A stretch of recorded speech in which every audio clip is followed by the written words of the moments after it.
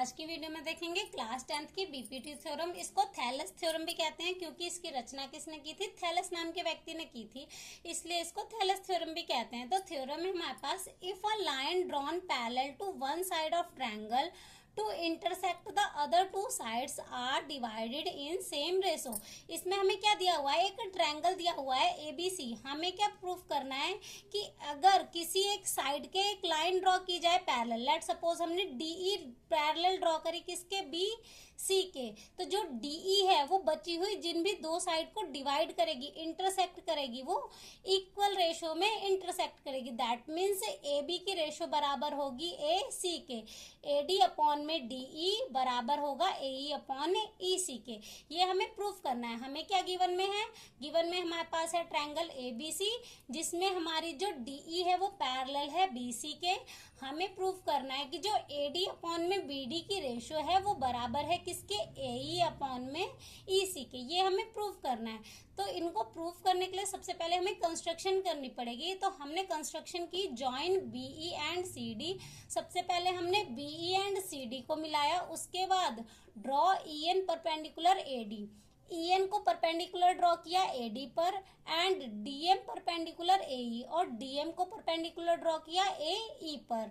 तो इसे प्रूफ कैसे करना है ये देख लेते हैं। सबसे पहले हमने दो ट्रायंगल लिए ADE एंड BDE। ये वाला ट्रायंगल ADE एंड दूसरा BDE। अब इन ट्रायंगल्स का एरिया निकाल लेते हैं। एरिया ऑफ ट्रायंगल ADE हमारे पास क्या होगा? एरिया ऑफ ट्रायंगल का फॉर्मूला क्या होता है? 1/2 बेस इंटू हाइट। तो 1/2 इस ट्रायंगल का बेस क्या होगा हमारे पास? AD। तो बेस इंटू हाइट हमारे पास क्या है? EN, जो कि हमने कंस्ट्रक्शन की थी। तो बेस इंटू हाइट। अब उसके बाद इनकी रेशो निकालनी है। तो एरिया ऑफ ट्रायंगल BDE, ये नीचे वाला ट्रायंगल, इसका एरिया क्या होगा? 1/2 बेस इंटू हाइट। तो इसका बेस हमारे पास क्या हो जाएगा? BD एंड हाइट इसकी क्या होगी? EN ही होगी। हाइट हमारी हो गई EN। अब यहाँ पे 1/2 से 1/2 कैंसिल हो जाएगा और EN से EN कैंसिल हो जाएगा। तो हमारे पास क्या बचेगा? AD/BD। तो ये हो गई हमारी इक्वेशन 1। अब हमारी एक साइड तो इक्वल हो गई। अब दूसरी साइड को इक्वल करने के लिए हमने कौन से दो ट्रायंगल लिए? एक ADE एंड CDE। अब इन ट्रायंगल के एरिया की रेशो निकाल लेते हैं। तो area of triangle ADE same वही हो जाएगा 1/2 बेस इंटू हाइट। अब हमने कौन सा बेस लिया है? ये वाला बेस एंड ये वाली हाइट लिया है। तो बेस AE और हाइट हमारी कौन सी हो जाएगी? DM। उसके बाद एरिया ऑफ ट्रायंगल CDE, ये नीचे वाला रेड वाला जो कि मैंने हाईलाइट किया हुआ है। अब 1/2 इसका बेस हमारे पास EC एंड इसकी हाइट DM। तो यहाँ पे भी 1/2 से 1/2 कैंसिल हो जाएगा, DM से DM कैंसिल हो जाएगा। तो यहाँ पे हमारे पास क्या बचेगा? AE अपॉन में EC। ये हो जाएगी हमारी इक्वेशन 2।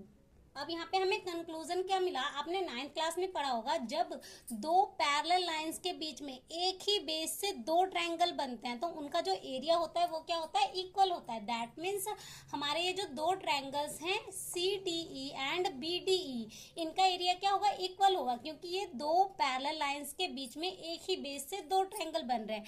ये इनका सेम बेस है DE, इससे ये एक ट्रायंगल बन रहा है CDE एंड दूसरा ट्रायंगल कौन सा बन रहा है? BDE। तो इनका जो एरिया होगा वो इक्वल होगा।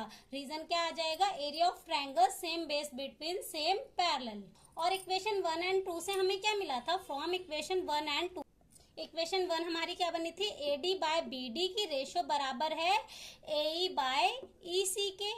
तो यही हमें प्रूफ करना था कि AD/BD की रेशो बराबर होगी AE/EC के। तो ये हमारा प्रूफ हो गया। तो यहीं से ही हमारी बीपीटी थ्योरम हो जाती है कंप्लीट। नेक्स्ट वीडियो में करेंगे एक्सरसाइज 6.2।